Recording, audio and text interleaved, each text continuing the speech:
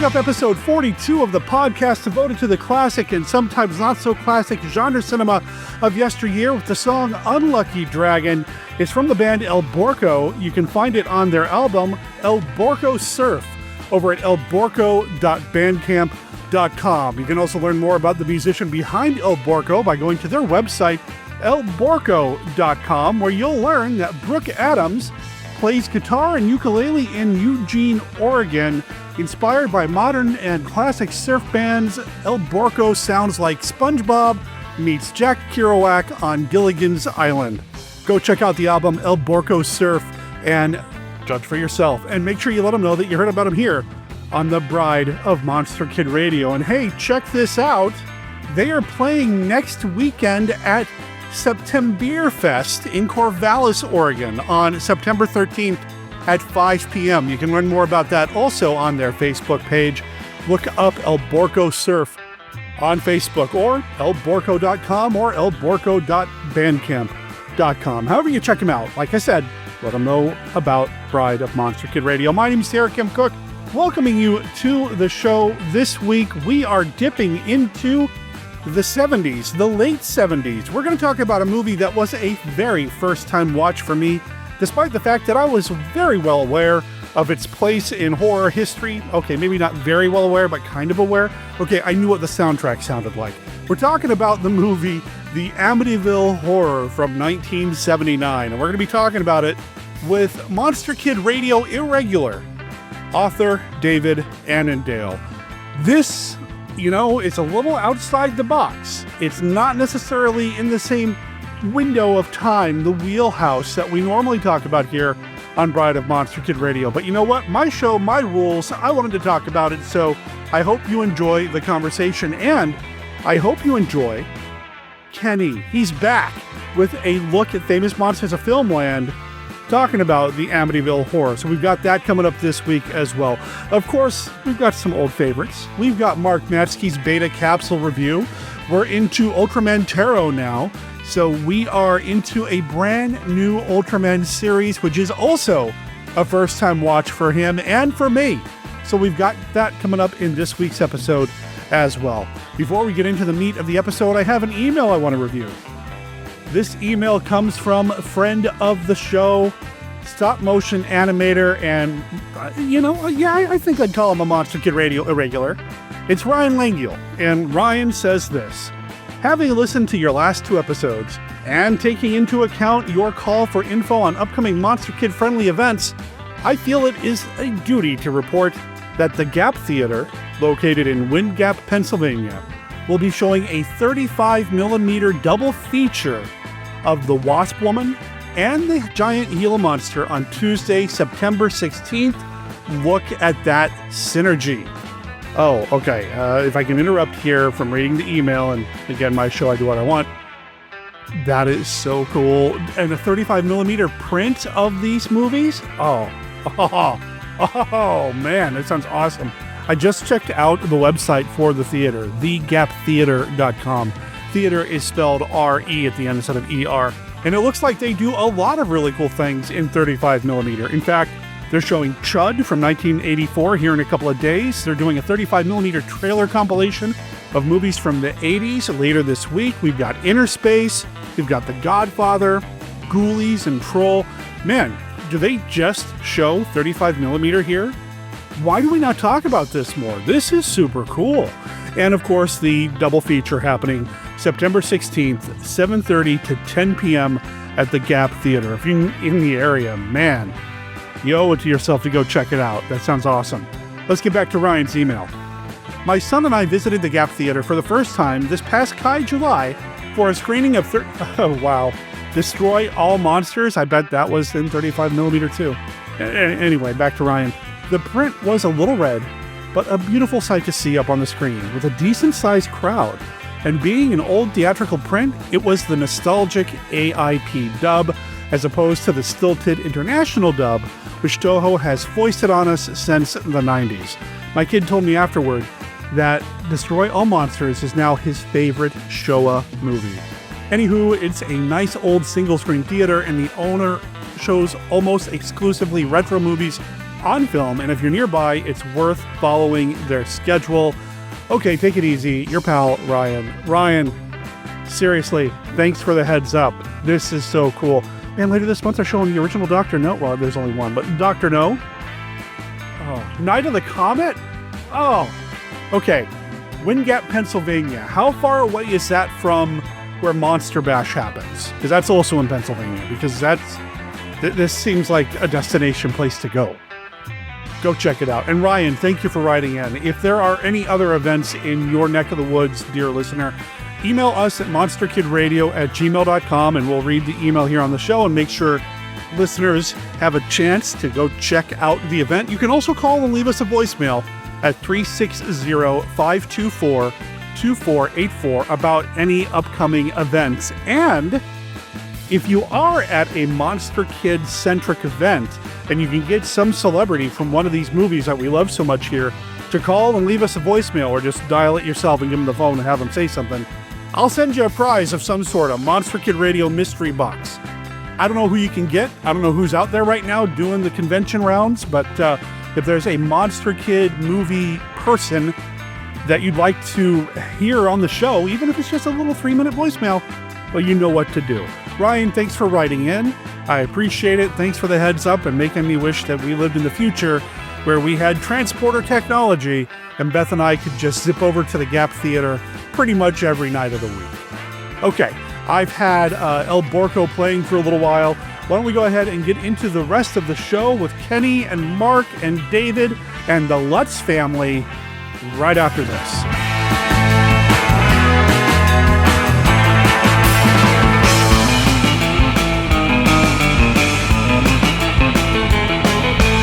My family moved into their new home in Amityville, Long Island.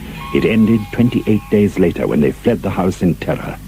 During that time, they endured a nightmare of evil, a plague of unnatural, inexplicable, and horrifying events, which began when their 5-year-old daughter boasted of a sinister new playmate. The Amityville Horror, more terrifying than The Exorcist, because it actually happened. Read it now in Pan paperback.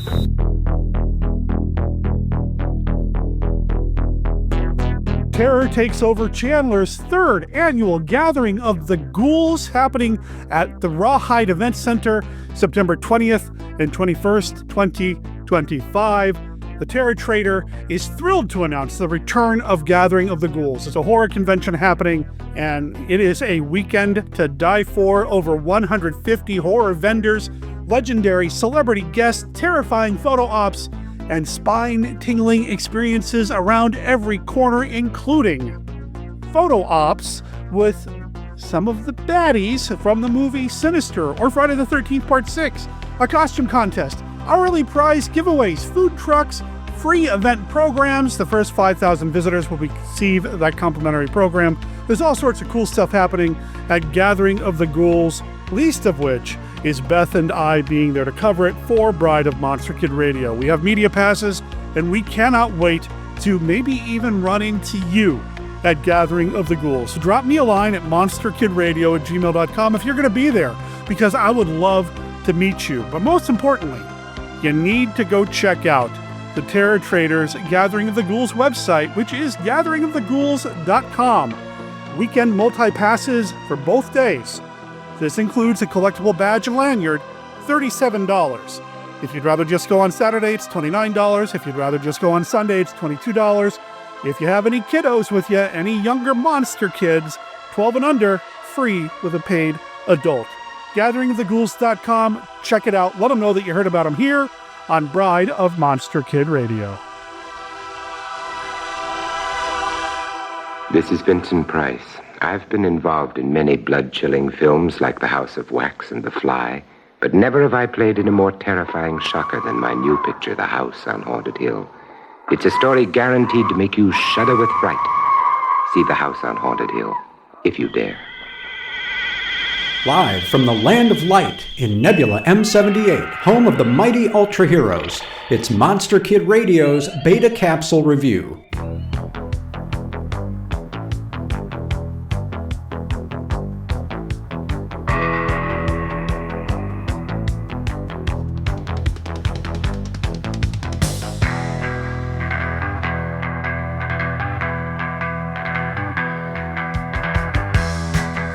Ultraman Taro, Episode 2, That Moment, Mother of Ultra.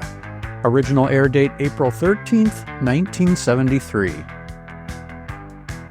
Kotaro promises his young pal and housemate Kenichi that his boxing skills will improve even though he gets manhandled in a sparring match.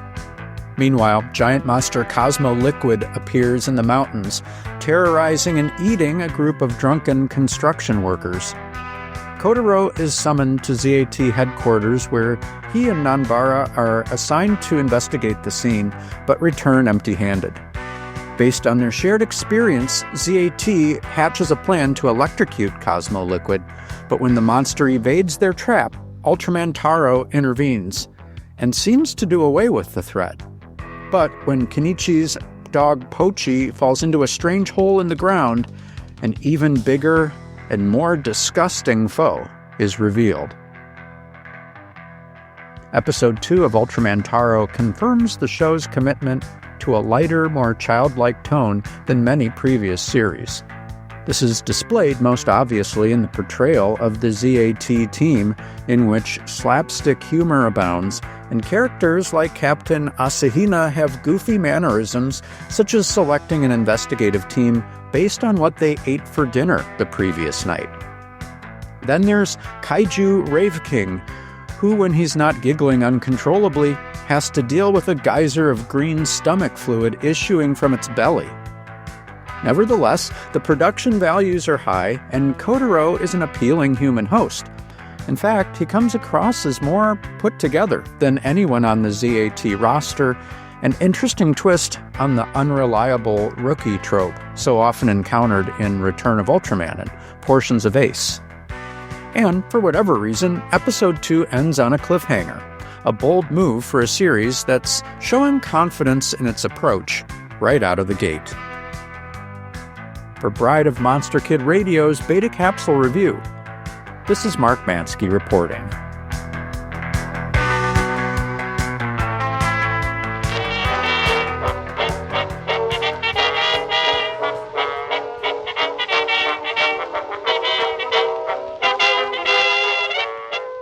The moving picture has been around since the late 1800s, and the first multi-reel motion picture debuted in 1906. Since that time, millions of movies have been made, and unfortunately, just as many have been lost. Many of the surviving early films are in what's called the public domain, meaning their copyrights have expired due to time, neglect, and on a rare occasion, error. On Orphaned Entertainment, Christopher and Lydia review and discuss these public domain works to do their small part in bringing awareness to these nearly forgotten films. Join them as they discover the foundations of modern cinema. Visit orphanedentertainment.com to learn more, or find the show wherever you listen to podcasts. Here's the king of the monsters, Boris Karloff, telling you about the Haunted Strangler. How do you do? Imagine, if you please, a black, moonless night. You're on a street, alone in the darkness. Suddenly, out of the shadows, there is a furtive movement.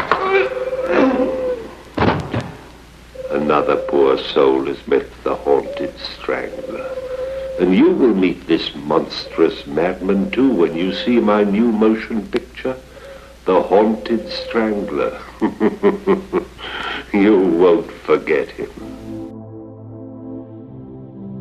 Make your Halloween season extra special this year. Join other fans of monster movies from across the nation at the Monster Bash Conference, October 10th through the 12th at the Pittsburgh Marriott North. It's a 3-day festival celebrating classic horror and science fiction films. Guests of honor include Gary Clark, the teenage werewolf in the film How to Make a Monster, actress Barbara Wilson from the movies Invasion of the Animal People, Blood of Dracula, The Flesh Eaters, and more. Plus, from the original Dark Shadows TV show, meet Catherine Lee Scott and Sharon Smith. John Russo, the co-writer and actor from the original Night of the Living Dead, will be set up too.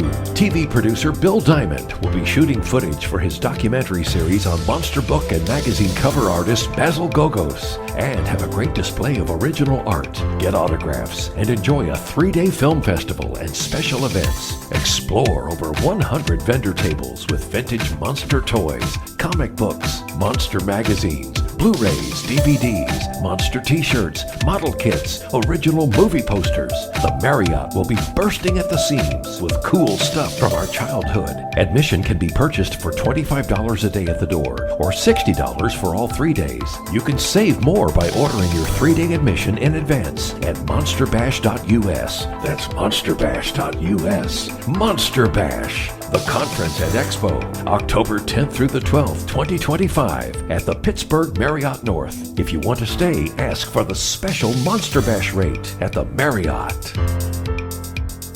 3:15 a.m. The house in Amityville. The first night. George and Kathy thought they were alone in their bedroom. Get out! Once you live through just one night in the house of the Amityville Horror, you will discover why the best-selling book that made millions believe in the unbelievable is now the motion picture that will make you believe in the Amityville Horror. From American International, rated R, under 17, not admitted without parents. Hello there, Monster Kid Radio heads. This is Kenny with a look at Famous Monsters of Filmland.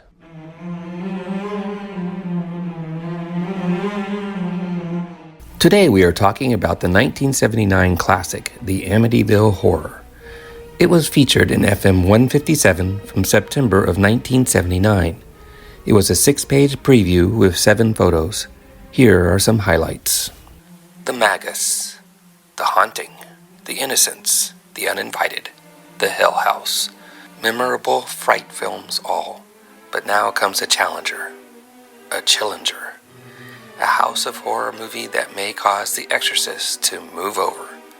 Will it exorcise all previous haunted houses from your mind? Well, read on and make up your mind.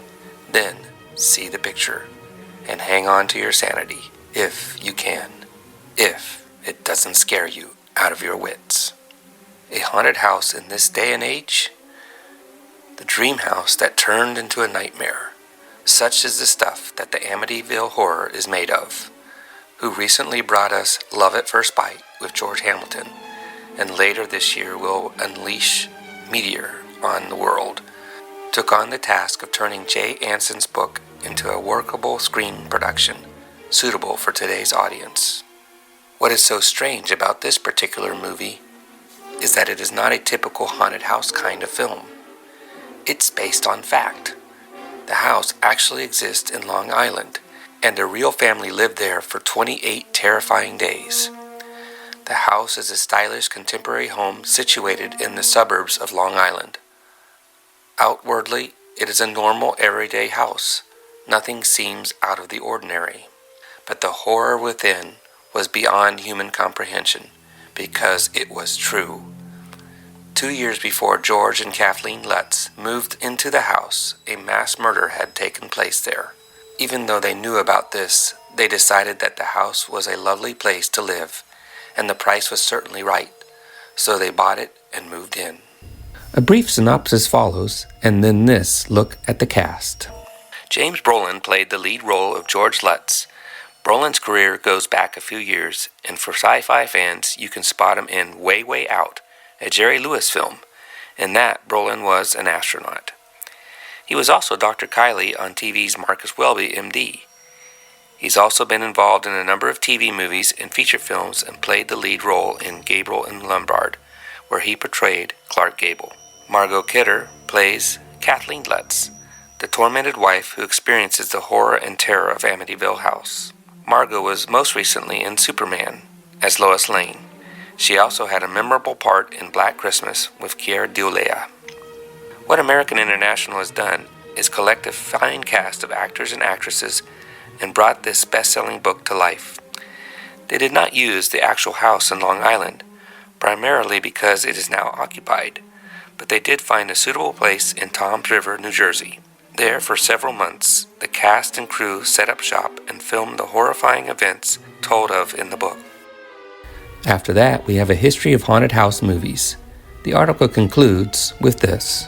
So the cycle leads up to Amityville, in a most unlikely place.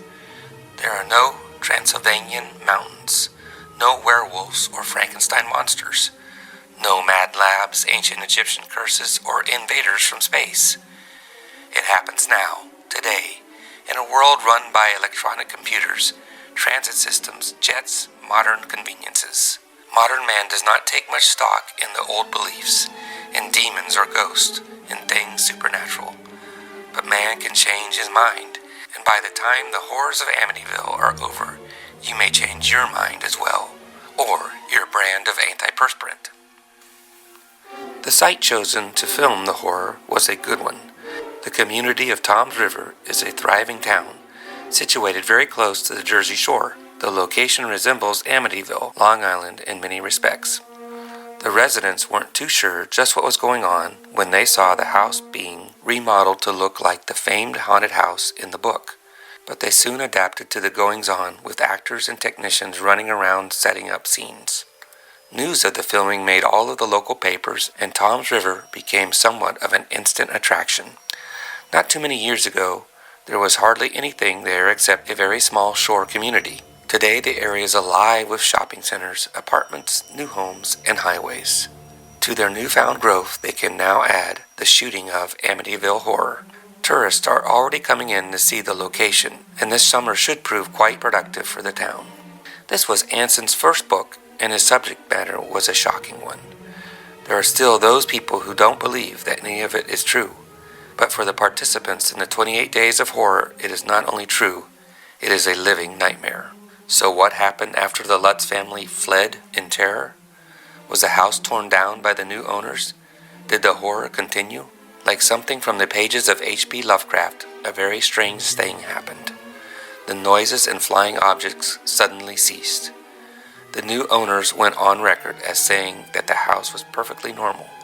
They call it a lovely house. Author J. Anson said that many times these manifestations end as suddenly as they begin. This must be the case. As for the Lutz family, they will no longer talk about it. They've told the story, and those involved in their nightmare know the details, and there it ends.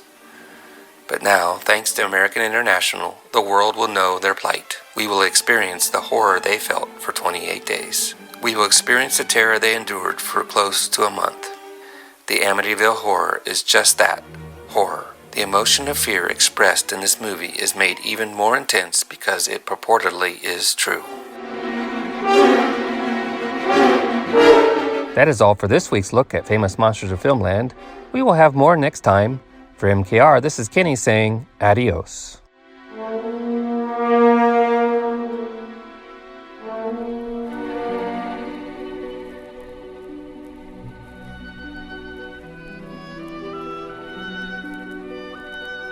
This is Count Dracula, and I'm here to offer you a friendly warning.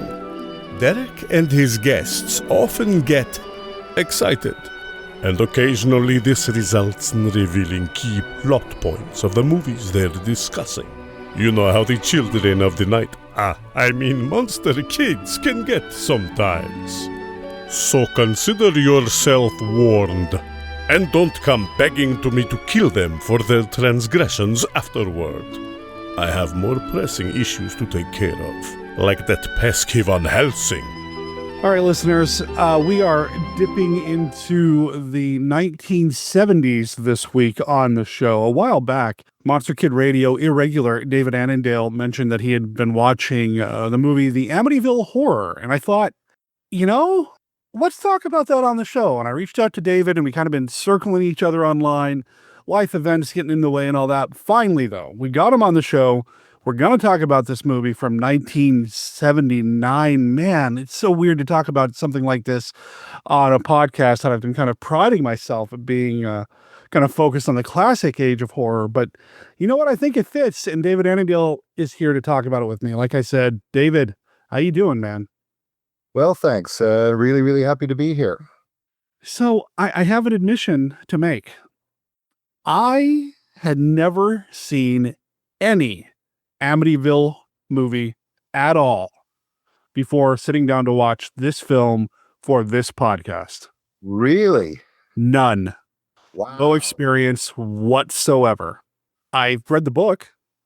Yeah. But that's as far as I ever got with it. And I found the book to be pretty effective, pretty chilling. And maybe we'll talk about whether or not it really happened based on a true story, all this stuff around it. I don't know if we're going to get to that. We'll see. But I did read the book, and I found the book to be pretty effective. But the movie itself, I just, for whatever reason, never got into it. Maybe it's because by the time I became aware of it, there had been a handful of sequels, and it kind of became a joke. I mean, the Amityville Dollhouse, I mean, come on. So Amityville Cornyn, Amityville Outhouse, it's kind of become a thing now, right? With all the, didn't they go into space once? I don't know. It's a mess. What's your experience with the Amityville Horror? Well, first became aware of it in 79 through the book, though, the book in French translation. Oh, wow. Yeah, we were, it was one of the years we were living in just outside Paris, and I won the book at a library contest. And, at the age of 12, I was the perfect age to read this, in a state of absolute gullibility and, take it all as gospel. And then the film came out, and I really, really wanted to see it, but I was also really scared to see it. This is still, like my experience of new horror films, still limited, right? The only one the sort of new release that I had seen was Alien, which instantly became my favorite film, but also was the most terrifying experience I had ever had in the theaters. And so when my dad was finally going to take me to the movie, and I chickened out at the box office. Oh, no. The funny thing is that I then got to experience some terror after all. We went to a cafe, and this guy dressed as a cowboy with a weird, wild stare just walked up to where we were sitting and started eating razor blades. And my dad and I are staring, waiting for blood to start gouting everywhere. He turned out to be a street magician, and it was great, right? But there was that moment of, this guy's out of his mind. I'm going to see his tongue fall to the ground. So it wasn't until I didn't actually catch the movie until a year or so later on TV, and then discovered, oh, well, okay, it's not as scary as Alien at all. And my relationship with it has been one of, I've kind of enjoyed it. For almost as long as I've seen it, I've had Stephen King's analysis in my mind, and we'll probably get onto that. But I kind of saw it as, well, this is, it's kind of goofy. It's, there's this, it's got that score, which is absolutely amazing. But I still, kept watching it because it was kind of fun. My relationship to it changed rather dramatically, however, the last time I taught it, which coincided with becoming a new homeowner for the first time in my life and having all sorts of weird, expensive stuff happening with the bathroom. And suddenly, this movie wasn't funny anymore. Suddenly, it was hitting way too close to home. And I kept flashing on King's comment of a woman sitting behind him moaning, "Think of the bills," as she was watching the film. And, oh yeah. So my relationship with it has been an evolving one. I'd say I still see all the stuff in it that's goofy. There's also there's riches with it. I mean, if I were, to engage in, the reclamation of late 1970s, badly reviewed James Brolin horror movies, the hill I'm going to die on is The Car, which I think is a much, much smarter, more intelligent, coherent film than it is generally given credit for. I'm not going to make the same case for the Amityville Horror, but it sure has joys. And there's stuff that even after, I don't know how many times I've seen it now, but the fact that it took me 45 years to see that, wait a minute, those eye windows have actual eyes behind them, I think testifies to the fact that it is a movie that can keep on giving. We did talk about The Car here on the show with Scott Morris from Disney Indiana years ago. So, I mean, this isn't the first time we've dipped into the 70s or even James Brolin. Well, that's a weird sentence. Yeah, this one, you mentioned Stephen King, and, I did go and do a little bit of research in terms of how it was received, how the movie was received when it first came out, and how over the years, some people have kind of changed their point of view on it. It is about the horrors of home ownership. I mean, it's, everything that could possibly go wrong does. It's the money pit with ghosts, kind of. Right. But there is something kind of charming about it, too, that I found just fun to watch. I mean, the score, of course, I'm a soundtrack guy. I talk about it on the show probably more than I should. but the score is amazing. When I first started this, I had forgotten because, I listen to a lot of film scores, and the score for this isn't necessarily in my regular rotation. I mean, it is occasionally, but when I started this and the titles start and the music kicks in, I was like, okay, I'm in for something, because this music is probably much better than it has any right to be for this film. Yeah, it belongs to a much scarier film. It really does, and it's so good. It's Layla Shafran, Yeah. who isn't one of the masters. I mean, he's done a lot, and if you haven't listened to the music from this, you are missing out. If nothing else, if you haven't seen the film, and we're probably going to spoil parts of it, but if you haven't seen the film, at least go and listen to the score. It is so good. I don't know how the music from the other films go. I think for a while I did used to own the score from Amityville 3D. I don't remember listening to that one and having the same thoughts on it back then. Yeah, I can't say any of the others are stuck in my mind the same way. All right. I mean, this has got that same sort of, like Jaws, like Star Wars, like Superior. You hear it once and it's there forever. Yep. Nominated for an Academy Award. I mean, it's... And rightly so. Yeah, really, really good. The only thing I remember about the Amityville 3D score is that it was on a double album with the incidental score music from Flash Gordon, which is the real reason why I bought that CD. Okay. So, yeah. And it's got a great cast. We talked about James Brolin. He's good. Yeah. He's good. Yeah. And Margot Kidder, I can't remember if I've told this story on the show before. I might have. And in case I have, forgive me for telling it again. Margot Kidder used to live in Montana, in Livingston, Montana. And during I thought I'd be a filmmaker when I grew up stage of my life, I was also in Bozeman, Montana, attending Montana State University's film school. Well, when that didn't work out, I stayed in the area and I became the assistant manager for a video store, because that's what film nerds did back in the day. They worked at video stores. And I worked at a store called Video Library, and we had a branch in Livingston, and she would come in. And yeah, everybody kind of talked after she left. Oh, remember the time she went crazy and she turned up in somebody's yard or whatever. My memory of Margot Kidder is she would come in and buy literal boxes of used videotapes, because we would sell previously viewed movies. She would buy boxes upon boxes of them. And one day we asked her what she does with all these tapes, because I think somebody in the back was like, oh, don't know what she's doing. She's crazy. No, she was sending them to the troops overseas. And that always stuck with me. And then years later, when I started doing podcasting, I attended the Crypticon convention in Seattle, Washington, when I was doing Mail Order Zombie. And she was there as a guest. And I went up and introduced myself and told her, this is what I've always remembered about you. Yes, you were wonderful in Superman. Yes, you're wonderful in all these other movies, but this is what I remember.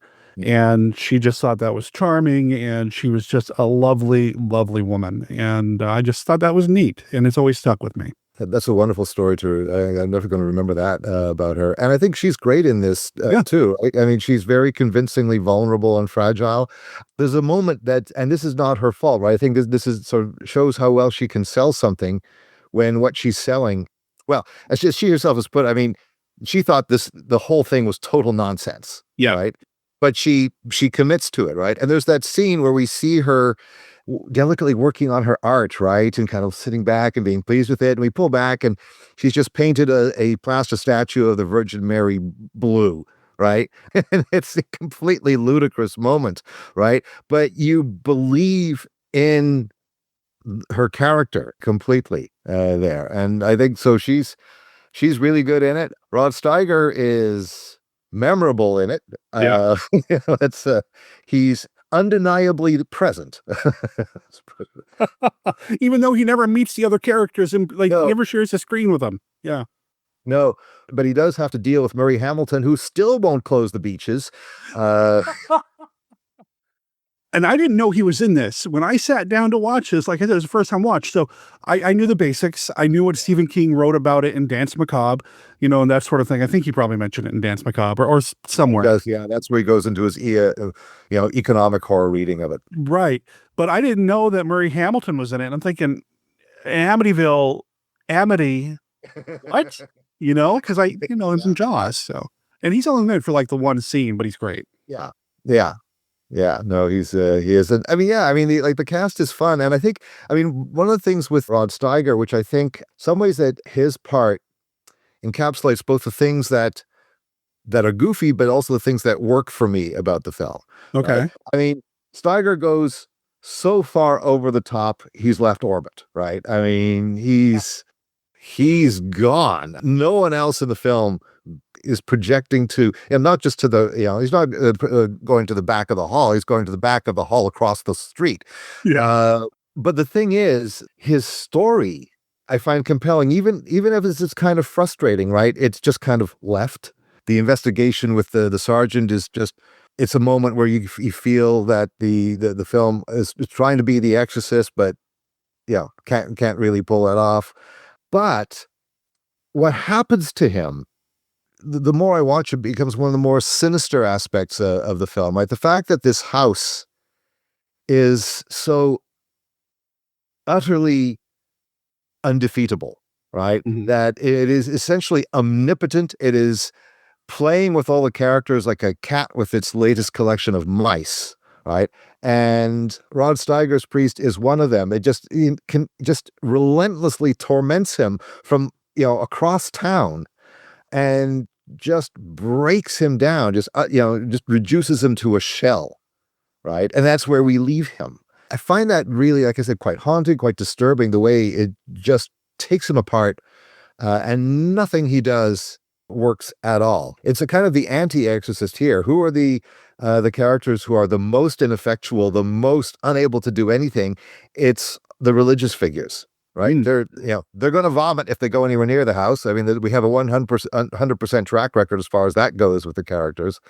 And everything he tries to do, the house just squashes him. So in a sense, the house in the Amityville Horror is as inexorable and invincible and omnipotent as Hill House. Yeah.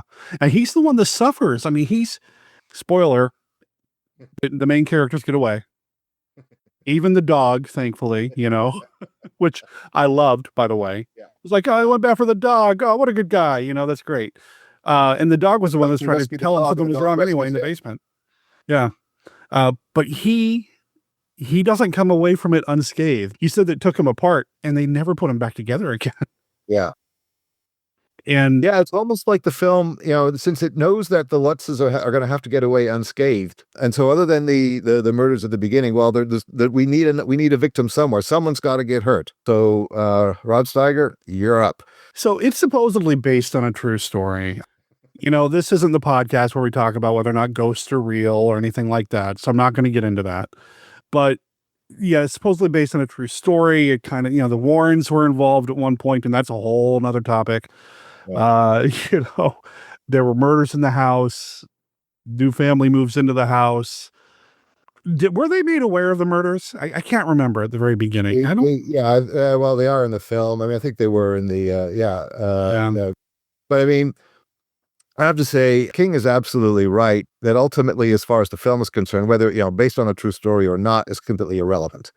Right. Because the way he puts it, that film by its nature fictionalizes, right? Mm-hmm. The cameras weren't there rolling when all this happened. And the film itself takes more than a few liberties from a book, which I think is best treated as a novel, not a not a true account. But the sort of based on a true story thing, it's the spice that's added to so many films, even, if I do like it when that notion is tweaked, as in Fargo says it claims to be based on a true story, or for that matter, Sharktopus versus Terracuda was its poster also says based on a true story. You gotta love that. All right. And, for that matter, the Conjuring and all of its ilk make the same claims. And I think, the Conjuring's legitimate claim to a basis in fact is the same as the Amityville Horrors, i.e. none at all. But it's just spice to the reception of the film. And it didn't even occur to me that this episode is actually going out the same weekend that the quote unquote final Conjuring film is coming out. That There we go. Yeah. Completely coincidental. And I was talking with Beth about that, the whole Conjuring thing. Universal was trying to do their shared universe of monster movies, of horror movies. The Conjuring film's been doing it for years, kind of under the radar, and I don't think anybody really realized it, So I mean, this is something that I keep pointing out to people that, I mean, the last time I did the math, in terms of, what they cost to what they make, the Conjuring universe is at various times have been between like 2.5 to 4 times more profitable than the MCU. Oh, wow, really? Yeah.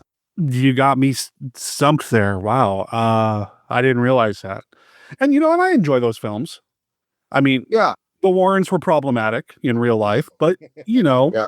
I enjoy those films, and the only really based on a true story part of it is probably the character names, and that's about it. Which may be the same for the Amityville Horror. There was a couple named the Lutzes, and they bought a house. Yeah, which looked kind of like that. But and you know what? It doesn't really matter. I mean, it does. I mean, I think the film is sort of happy to just do its own thing, but the fact that it does still have some connection to a story that purports to be true, I think does get in the way of it being able to commit wholly to what it's doing, right? I mean, if we look at Amityville 2: The Possession, and the case has been made that that's the more successful horror film, right? Really? Because it commits. Right, you've got explosions and demon possession, and it's as lurid as it wants to be. It doesn't hold back. Whereas here, because it's gonna have to it can't kill the Lutzes off, right? They have to all get away okay. Many times as I've seen the film, I do find it hard to keep straight in my head the order of events. Which spooky thing happens at what moment? Because it's a bunch of kind of discrete incidents. The kid gets his hand caught in the window. There's the puking nun. There's the puking priest. There's the car bit. There's the money bit. But a lot of those scenes you could put them in a different order, and it wouldn't make a whole lot of difference. In fact, some of the bits that I had particularly have trouble remembering is which bits where James Brolin wakes up in the middle of the night. Okay, which thing is it now that he's waking up to? Right. And some of those even get jumbled, right, with continuity. Like he's lying in bed without a shirt or without a top. And the next scene, suddenly he's got a sweatshirt on, and then he's in bed, but then he's downstairs. The order of events in the film itself become somewhat confused at moments. That doesn't get in the way of my enjoyment of the film. It's like, okay, we're going to get this spooky thing and this spooky thing, and we just have a collection of spooky things, and then we get the big climax at the end. Yeah. Right. It doesn't, I mean, even as the film follows some lines similar to what The Shining would do the following year, right? Keeping straight in your head what spooky thing is going to happen when in The Shining, I think is much easier than in the Amityville Horror. Yeah. I do find some of the things that were happening in Amityville Horror accidentally effective in that way. Like, I don't know if it was a conscious choice or they just kind of got sloppy or the studio interceded or something in terms of the continuity, in terms of, okay, now everything's bad for the next 45 minutes or so of this film, where there's always going to be spooky moment, spooky moment, spooky moment. James Brolin is getting worse and worse and worse, or is he just bad the entire time? I don't know. Like I said, it feels accidentally effective, though, because it almost feels like you're kind of caught up in this nightmare of what this family's living through. This is their existence now. And it works on a weird level for me. Yeah, I think that's a good way of putting it, because when you articulate it that way, that really resonates for me, because, I keep thinking, well, okay, this shouldn't work because like there isn't a clear sort of rising action. I mean, yeah, he Brolin is getting worse, but not always. Yeah. So that I don't have a strong sense of forward momentum, right? It's kind of they arrive, a bunch of spooky things happen, and then we have the big blowout at the end. Mm-hmm.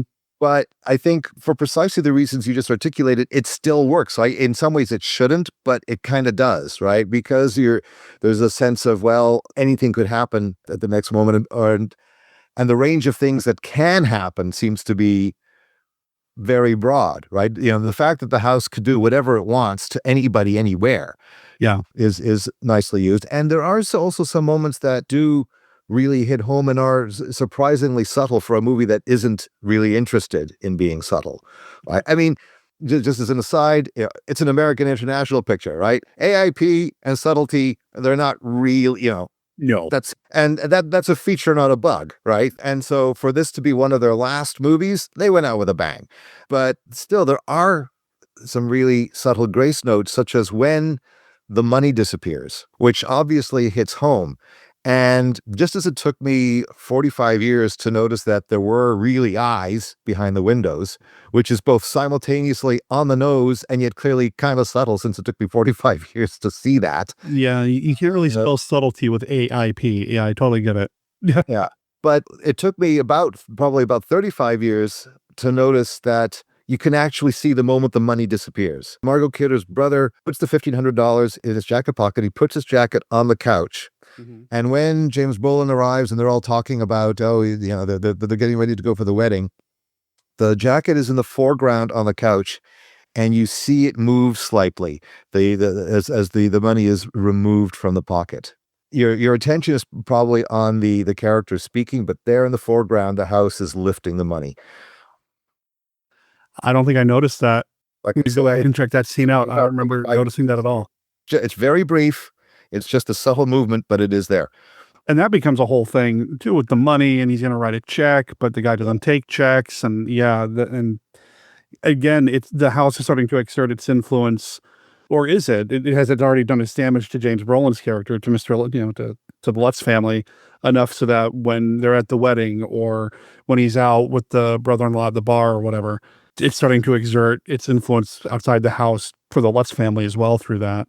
There's something almost serpentine about it. But again, it's like I must have seen it a dozen times at least before I finally picked up on that.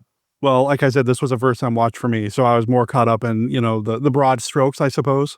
Yeah. And just enjoying the score. And knowing that this is the movie that gives us the trope of the bleeding walls in the house. So I was waiting for that. I was like, okay, when do the walls start to bleed? I want to see the walls bleed. It's pretty satisfying when they start to bleed. Oh, yeah. It looks good. It really does. So this movie, it opens with the murders, which, we get some blood. Mm-hmm. And for the most part, I mean, the kid does get his hand smashed in the window. So there's a little bit of blood there too. But it's not overly gory. No. I mean, it's troubling because you see a kid bleed, mm-hmm. but it's not overly gory through most of the movie. And then at the end, they're like, oh yeah, we've got all this blood. We better use it. And the walls bleed, and it's so satisfying. And the fact that the stairs are slippery and they're just slick with blood when they're trying to leave the house, right? Yeah. It's a good climax. It really is. And like I said, I was so glad when he went back for the dog because, I'm a cat person these days, but I grew up with dogs. My grandfather raised Brittany Spaniels, so I grew up in a house with dogs and all that. And whether it's a dog, whether it's a cat, you put a pet in jeopardy and I start to get worried. Yeah. And anytime you watch any kind of intense movie and there's a pet, I'm like, oh, please don't. Please don't. Do I have to go to doesthedogdie.com to see if what I'm about to see, And the dog is the one that's trying to let him know there's something in the basement. And they're yelling at Harry the dog. It's like, he's just trying to help, he's found something, Which he does get to do since after James Brolin goes back to rescue him. But in the end, it's Harry who rescues him, pulling him out of the... Right. And I mean, and I grew up with black labs and I have 2 right now. So yeah, I mean, Harry's pretty important to me. Yeah. He's part of the family and he's trying to help. And that's great that he gets out too at the end. I was so glad that none of the Lutz family, didn't make it out. I'm glad that they did. Yeah. I mean, they're a nice group, it's like you don't want them to get the burnt offerings treatment. I'm glad I watched it. I'm really glad I watched it. This one, not just for the score, but I had a good time with it. Is it super scary all the way through? Probably not. And I've seen scarier haunted house movies for sure. Mm-hmm. But now I'm curious about the other Amityville horror movies. Do I dare watch part 2? The second one? Yeah. You should definitely watch part 2. Yeah. We're not going to have like an Exorcist 2 situation where it's just... No. This is... in a number of places, it is seen as the superior film. It's certainly way more lurid, way more sleazy, way more tasteless. It's Italian, right? I didn't know that. Okay. It's got Burt Young in the lead as the kind of a, the abusive father. I mean, it is, as you pointed out before, it's kind of funny to talk about this film being restrained because, and or subtle because it isn't, right? Yeah. But it feels very restrained next to Amityville 2. Okay. Yeah, which I think is the strength of the second film, right? Because it's going, so, right, you guys came here for the sleaze, here we go. What about the remake? I found that rather quite dispiriting. I mean, it's part of that pattern of there are these remakes where you think, okay, the original, it's not like the original film was a deathless classic, so okay, go for it. Let's see what you can do. Okay, you just made it look really good by comparison. It just it tossed in some J-horror influence for no particular reason, and you've got a long-haired creepy girl ghost or something. I've only seen it the one time and found it, it just made me want to sit down and watch the original again. I mean, it's in retrospect, it is, there's something entertaining in seeing Ryan Reynolds in the James Brolin role. That's casting that looks even more strange now than it did then. Beth is a huge Ryan Reynolds fan, so and I don't think she's seen it either. So I didn't know if it's something she and I should sit down to. So there may be some amusement factor in there. I found it essentially just meh. Okay. Why did you bother? I saw it once in the theaters and have never felt the need to rewatch it. It's been 20 odd years, maybe. Maybe I'll discover it's, oh, wait a minute, I was much too hard on this, in the same way that King decided that about the original film. There you go. Yeah. And I'm not sure why, but it seems like a lot of low budget filmmakers really like to do Amityville movies now. And I'm not sure how that happened. It's not like it's well, you can't copyright the town name, right? That's public domain. So. Is that what it is? Is that what it is? Okay. Because we've got Amityville in Space, Amityville Thanksgiving, Amityville Bigfoot. We've got what? Yeah. Amityville Apartment? What? I don't understand. I don't know how that. Okay, I'm just going through a list now. Amityville Job Interview. There you go. There you go. Also toss in that we do have an association with the name Amityville in a supernatural film well over a decade prior to the Amityville Horror. Okay. It just shows up as a destination on a bus, but it's in Joe Sarno's Sin You Sinners from the early 60s. There you have the name Amityville showing up in a film with a supernatural storyline. And what the name of the movie one more time? Sin You Sinners. Sin You Sinners. Yeah. You can tell where my brain is. Kind of sick. Yeah, I like that version though. All right. Sin You Sinners. I don't know if I've seen that either now. If it's not his directorial debut, it's a very early one. But anyway, certainly very early in his career. And okay. Yeah. All right. I'll add that to the list. I don't know what I was feeling when I was going into it, to be honest. I didn't know what I was going to get into. And the word Amity, because of Jaws, has such strong associations with another kind of movie for me. Mm-hmm. So I was worried about that. Shouldn't have been worried about that at all. It is very different. And it's an interesting, I think, take on what horror was trying to do in the 70s. It's trying to be about something, but it's still trying to scare you. Mm-hmm. I thought the performances were solid. I thought James Brolin, I know he was taking it very, very seriously, and you can tell watching it that he's taking it very seriously. But I don't think he was too serious to where we weren't able to have fun with him. No. Margot Kidder's just a delight. Yeah. And even the kids are fine. Sometimes kid actors in horror movies, but they were fine. And they're used sparingly, right? So we don't, they don't outstay their welcome. No, I mean, you start to get there a little bit with the imaginary friend, but but because we know we're watching a horror movie, when she starts talking about an imaginary friend, you're like, okay, call somebody. That's not normal, But when we finally do get to see the giant pig Jody, that's a good payoff. Special effects wise, I mean, I think it holds up for the most part.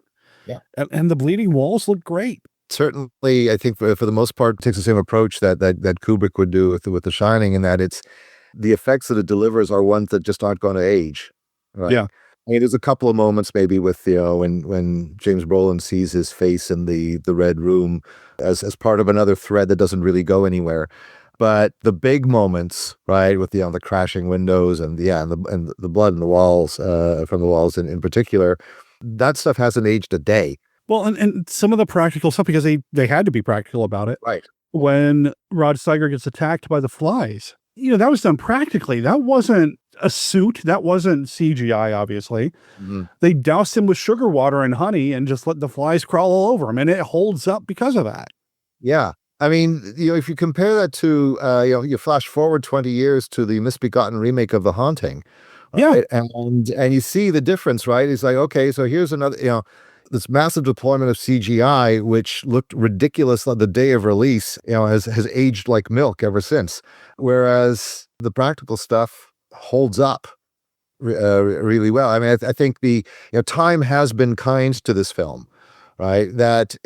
Is it a flawed work? It absolutely is. Sure. It somehow manages to perhaps be more than the sum of its rather jagged parts. But a lot of those individual parts themselves are pretty great. But there's enough there that it was a huge hit in '79, but it hasn't faded in the same way that other films have that were very successful, the year of the release and then have been memory pulled, right? The Amityville Horror is still present, right? I would say it's, far more so than its remake. And I think it's worth a watch. If you haven't seen it and you don't mind us having spoiled parts of it, I do recommend it. If nothing else, it's got a great score and you get to listen to some awesome music. But the performances are solid and sincere. Rod Steiger, as David pointed out, really takes it seriously and is very, very big, very broad, but never off-putting to me. No. So and that scene when he tries to, I guess he tried to perform mass for the family. The house strikes the final blow against him. He really goes over the top there, and yet the agony that he is expressing feels very genuine. When he struck blind, you feel that terror. Yeah. And there's nothing on screen to give that to us. There's no big explosion. There isn't anything on screen attacking him, like visually, no pun intended. There's no real reason to think this character's about to be struck blind, and yet he is. Yeah. And his reaction is true, and you feel real fear and anxiety and pity and just terror for this man who just had one of his 5 senses stripped from him. Yeah. Through no fault of his own. No. A lot of times in these horror movies, one character makes one bad decision and ultimately all the bad things that happen to them can be traced back to the one bad thing they did. He did nothing wrong. No, that's it. Yeah, we never see him do something stupid, right? Yeah. We just see him trying to do something decent, and no good deed goes unpunished as far as he is concerned. Right. And rewatching it this time again really made me. I find myself, the way it was bouncing off The Exorcist. It's nowhere near as good a film as The Exorcist. The moments where it really tries to be The Exorcist are half baked. It only, like the conversation between Father Bowen and the detective, goes nowhere. Right. And then that plot thread just is left dangling for the rest of the film. But there's still, there's a strange contrast, or I should say an interesting contrast, where the forces of good, shall we say, as represented by Damien Karras and Father Merrin in The Exorcist, which are, in that film, absolutely effective, or at least, to a degree, here are completely helpless. Right? There's nothing that Steiger is able to do. In fact, every attempt that he makes just is an invitation for the house to torture him some more. The church, which Margot Kidder's Kathy Lutz keeps turning to for succor, for help, is forever removed from her, is either doesn't care, or those that care can't help. Right? And that the fact that she and Steiger never share a scene, right? That these are two characters who are constantly trying to communicate or trying to get together and never do, becomes quite I think now, effectively frustrating. Frustration is a feeling that I had through a lot of the movie, and not with the movie, but with this. Like, I think you're supposed to feel frustrated. Yes. And in that regard, I think it works. Yeah. And for that reason, I'm glad I gladly recommend it to folks to watch at least once. Is it The Exorcist? No. Is it The Shining? Absolutely not. I don't even think it's necessarily the evil. Yeah. But I keep coming back to it, and I know I will again. I think I will too. And I'll definitely be listening to the soundtrack, to the score a lot more regularly, at least now. So, tis the season, the most magical time of the year, as far as I'm concerned. So, and this feels like an autumnal fall score. And it is. Yeah, forget exactly when the film is supposed to be taking place, but clearly it is the fall, right? We're getting leaves falling the whole time. Yeah, it's often rainy. It's it is an autumnal film in all the best ways. For sure. This has been fun, man. Is there anything else you want to mention about the movie before we start wrapping up? No, I think we covered it pretty nicely there. I think so too. It's a good ghost story, and haunted house movies I'm a fan of, and I don't watch enough of them, and I don't know why that is, because every time I watch a good one, I'm like, oh, that was really good. I think there aren't enough good ones. That's what. Maybe that's it. Maybe that's it. I'm a big fan of the Hell House LLC franchise, and so I did get my recent fix for haunted house movies with the last installment of that in the theaters. And The Conjuring, like I said, is opening this weekend. Maybe I'll go see that too. But yeah, this one I'm going to put up there as a haunted house movie I'm glad I watched. And I'm glad that we had an opportunity to chat about it, because I know you've been busy getting ready for a new book. Yes. So The Sleep of Empires, it's my first non-tie-in novel in quite some time. It's the first of two parts of a fantasy series, The Book of the Null. I mean, the very beginnings of the idea for this book actually go back as far as 1977. Certainly this draft of the novel has been very much the work of years. So I'm very excited that it's finally seeing the light of print. I'm super excited for it. Well, you've been doing a lot of work with the Black Library, with the Warhammer line, and I think maybe even the last time we had you on, we talked briefly about the Dr. Doom novels you were doing. I'm really excited to see where you go now that the chains are off. You can do whatever you want. This is your world, your franchise. I'm excited to get into it. Thank you. The Sleep of Empires, it comes out September 16th from Peer Publishing. Is that correct? Out from them September the 16th. And it's going to be available in paperback and as an ebook. And, I'm going to make a few more clicks here, and I just put in my pre-order. Oh, wonderful. Thank you, sir. I am super excited. I love some dark fantasy, and I mean, the cover's a skull with a bloody crown on it. So yeah, I'm in. Are there any hauntings in it? Of a kind? Yes. Excellent. Yes, there are. No spoilers though. No spoilers. No.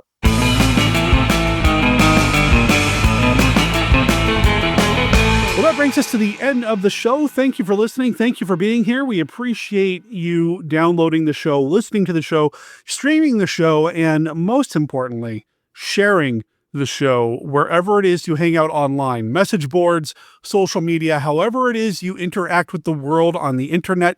Please let people know about your favorite podcast that happens to be named Bride of Monster Kid Radio. I mean, it'd be weird if we were named something else and we were still, you know what I mean. Let people know about the show, because the more the merrier. The more Monster Kids we have as part of the Bride of Monster Kid Radio listenership, the bigger the show can grow, and the more we can do for you, like us covering Gathering of the Ghouls coming up here very shortly later this month. Or maybe even next year, Beth and I can get to Monster Bash. It only happens because of you. So thank you for listening to the show, downloading and all of that, and rating the show. Wherever it is you download shows or listen to shows, please leave us a review. An honest review, but a review would be really helpful. You can find out everything you need to know about Bride of Monster Kid Radio over on our website, which is monsterkidradio.net. This has got contact information like that email address that I mentioned earlier, monsterkidradio@gmail.com. We'd love to hear from you. If you have any thoughts about anything you've heard about on this episode or the previous however many episodes we've got now, we'd love to hear from you.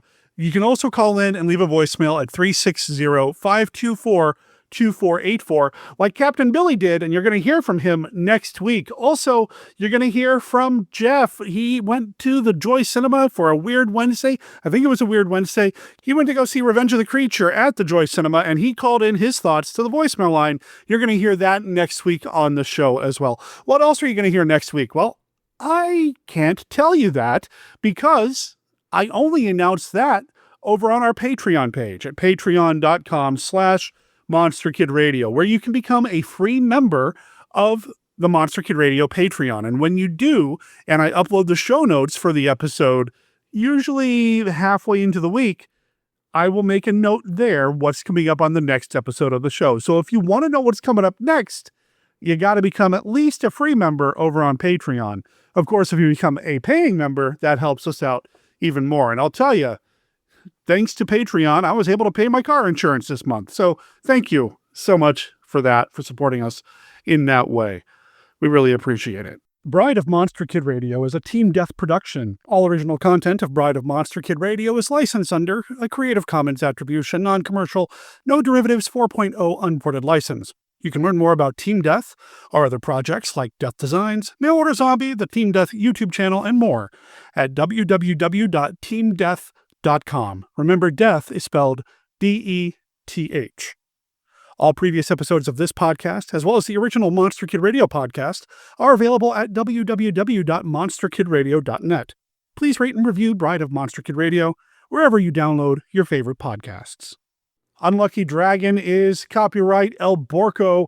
It can be found on the album El Borco Surf. You can find out more about them over at elborco.bandcamp.com or elborco.com, or just look them up on Instagram or Facebook, which is where I found out that they're going to be playing on September 13th in Corvallis, Oregon at 5 p.m.